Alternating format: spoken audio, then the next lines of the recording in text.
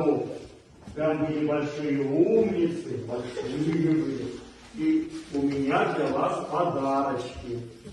Давайте я вас поздравлю с Новым годом. Всем пожелаю счастья, здоровья и радости в жизни. Помоги мне, внучка. А это дедушка старенький уже. Вот, подарочки. Поздравляю с Новым годом.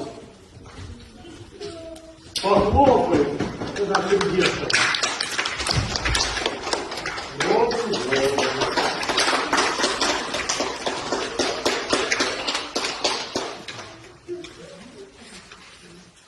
Новым годом.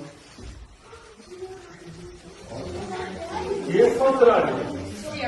Ну, желаю вам оставаться здоровыми, веселыми, заниматься прилежно и достигать больших целей. С Новым годом всех! С новым счастьем! До свидания! Что нужно сказать?